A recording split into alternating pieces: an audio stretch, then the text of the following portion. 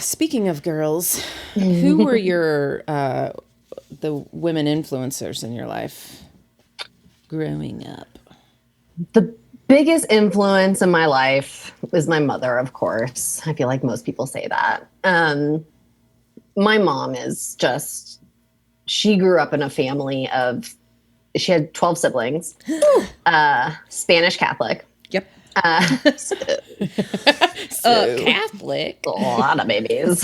Don't be stereotypical, guys. Okay, sorry. So she had a lot to overcome. She's also she's Hispanic and she's Native American, and she grew up in Colorado Springs. They had they weren't super wealthy. They were a minority family, and they had a lot of struggles. And my mom was the first of her siblings. She was fifth in line of 13, and she was the first and only sibling to go to college for a very long time. Wow. Like right after high school, she got herself a scholarship and got the hell out. And she modeled a life for me and like a personality for me that I don't think that I fully appreciated until I was an adult, obviously, because we don't ever appreciate our parents until we're adults. But correct. As a kid, I remember thinking, why would anyone want to stay at home with their kids? Like, oh God, we're awful. Like that sounds terrible. Man, I think that right the fuck now. As we're doing it. Yeah.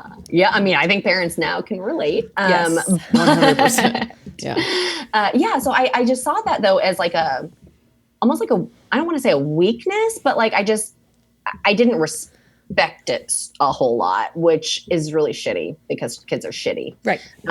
But as I got older, I really started to appreciate the relationship and like the give and take and the partnership she and my dad had and still have. And it's such a great model, not only for a woman, but just like as a human and a person and learning how to be in a relationship with somebody else. She supported my dad's career in a way that he wouldn't have been able to have his career if she hadn't stayed home. He wouldn't have been able to do what he did if it wasn't for her. And so that is the piece I never understood. And now I'm in a relationship. I'm married to a man who we have a fantastic partnership. We complement each other so well. There's no way I'd be able to run for office if it wasn't for him. Mm-hmm. And there are a lot of things that I think that he probably couldn't do if it weren't for me. So, that she modeled that beautifully. And I got my love for helping other people from her. She was always doing something to give back, whether it was through junior league or something else. She was just hyper involved. And I always loved that and wanted to be like that. So. Yay, mom. Yeah. I think a lot of stay-at-home moms get the bad rap that. Oh, yeah. They do. And from bitches like me, who are like, why do you want to stay home? Right. Yeah, but it's me different too. when I'm you're just like, fuck this shit. It's different when you're a teenager and you're like, why would you want to do that? When you're an adult and you think like, listen, I'm not a stay-at-home mom prior it's not to this. For me, but I definitely understand. I can work from home. Yeah. I just want my kids at school. Right. Even though they're not right now, but no, I think as an adult you should understand that it's hard work. It's a job. Like it's not. It's a full ass job where you're not getting paid shit. Yeah, I mention my mother-in-law in almost every. Hey, Nancy. Every podcast we do, but she was a stay-at-home mom, and I feel like she always like plays her role down. She's like, whatever. But she was like,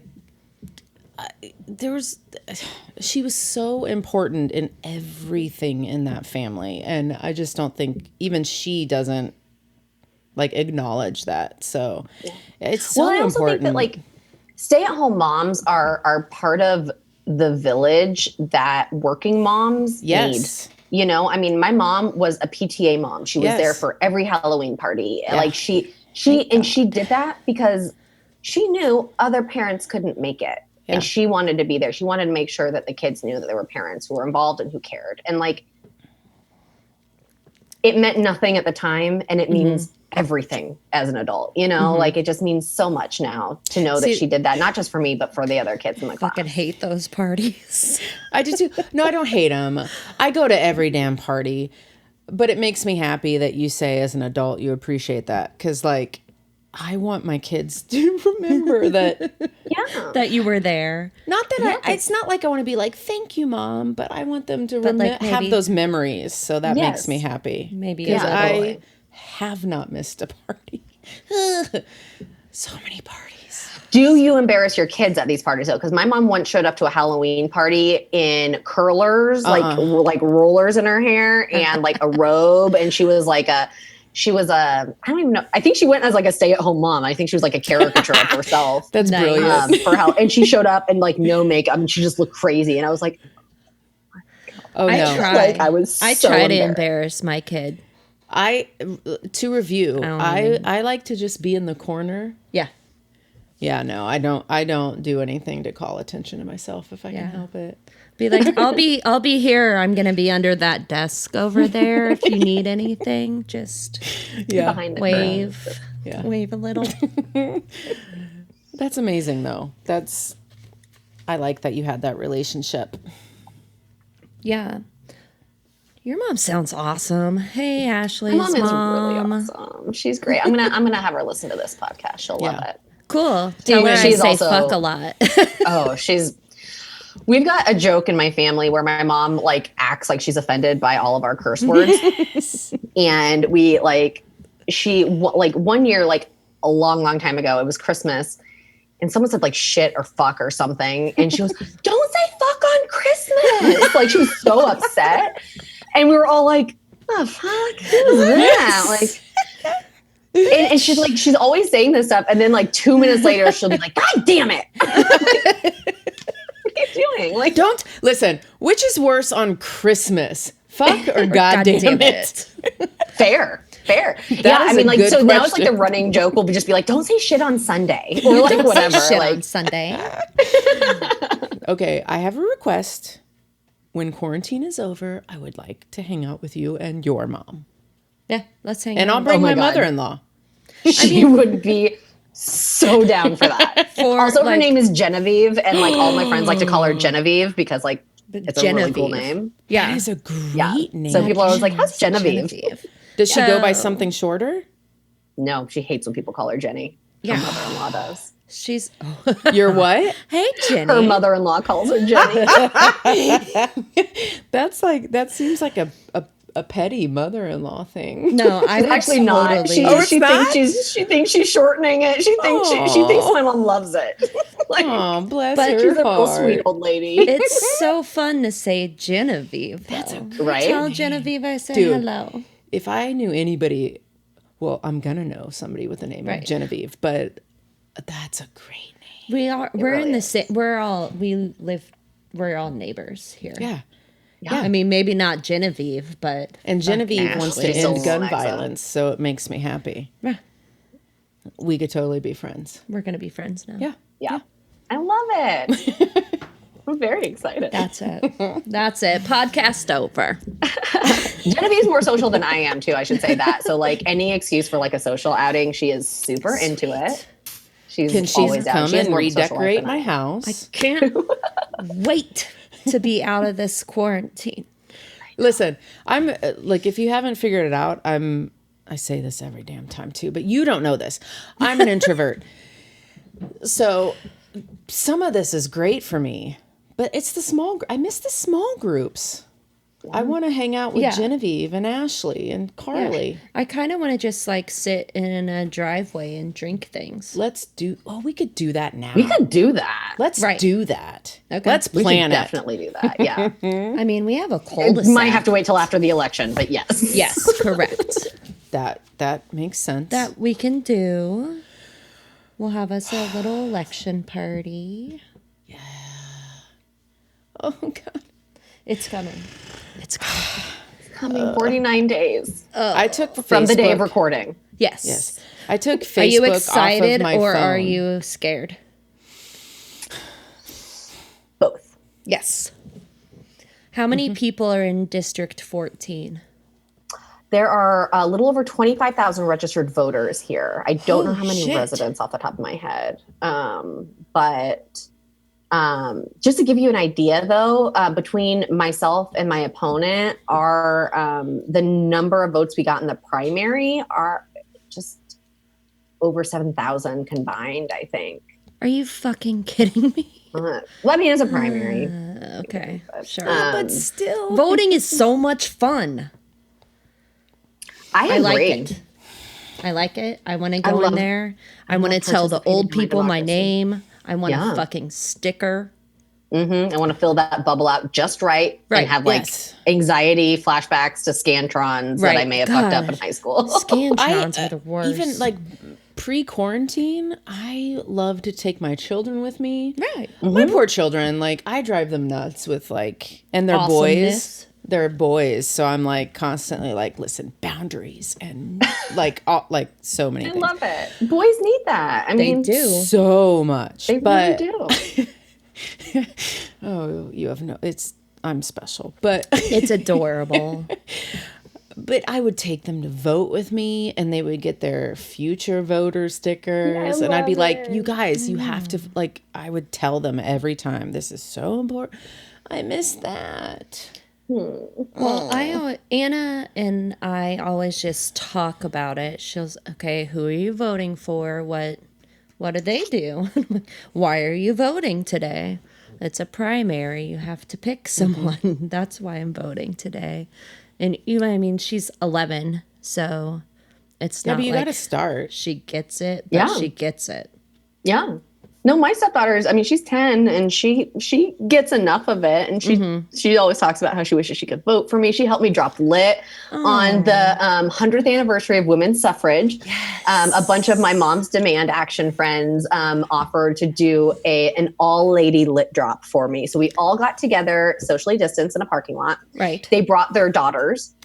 I brought my stepdaughter, and we all went out and dropped lit together to celebrate the 100th anniversary of suffrage. And can we recreate that with me and Carly? So cool. It was so cool. That's so cool. Can I bring my little feminist sons? They're yes. Well, one of the volunteers brought her son. He's 18 and he's about to go to college, but in his own house. Right. And he came and showed up too. I mean, like, it's amazing. There's a lit drop on Saturday.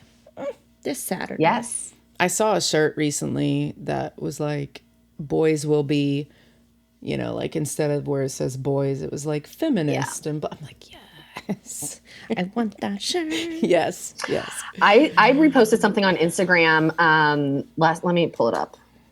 It's really funny. I think I put this on my stories last night. It says, someone's tweet, English is my third language, so help a girl out. Is it pronounced boys will be boys? Or society's inability to acknowledge that toxic masculinity is rampant and such a notion just encourages an environment where the patriarchy is held unaccountable? And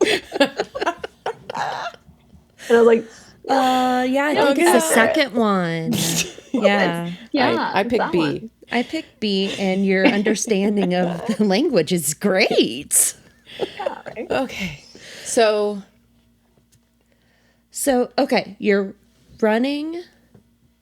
What do we call state rep from District 14? Are you a Congress person? How does this work? A state legislator. A legislator. Yeah. Okay. Or a lawmaker or a state representative. Like, I think that those are pretty much like the We were trying to decide why everyone gets called random ass shit when they're like, what are you?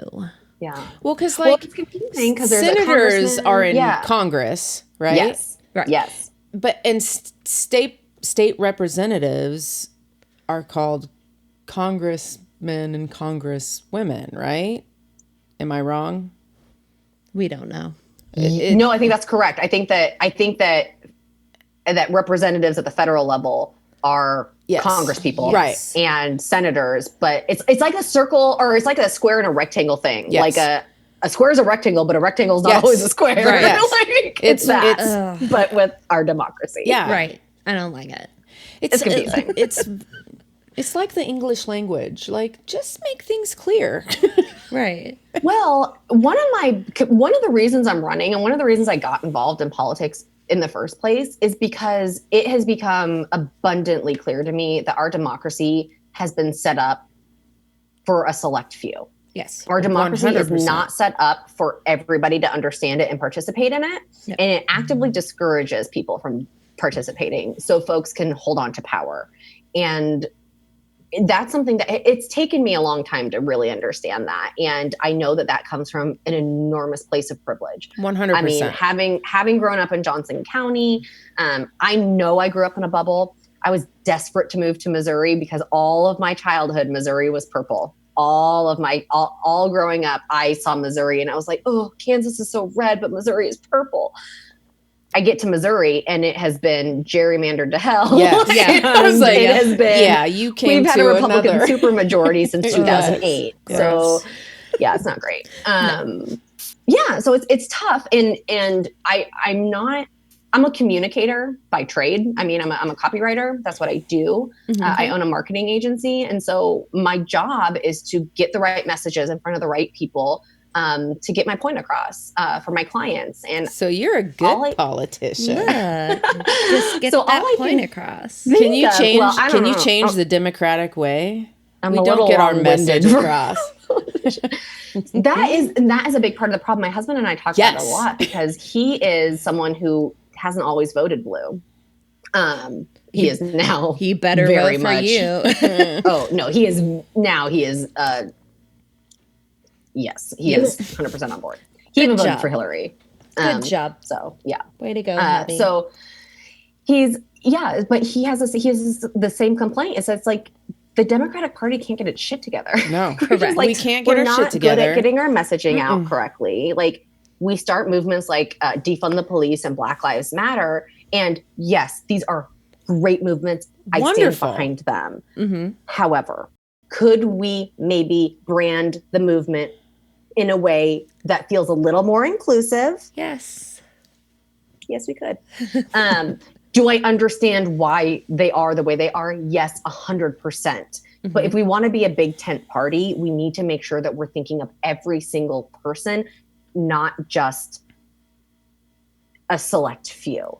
I say that, and I will also caveat that with Black lives absolutely fucking 100%. 1 billion I'm not percent. saying that we shouldn't listen to the BLM movement. We absolutely should. We should listen to people of color when they tell us there's something wrong and we need to address it. Correct. And we absolutely need to do that. However, we could do a better job of branding.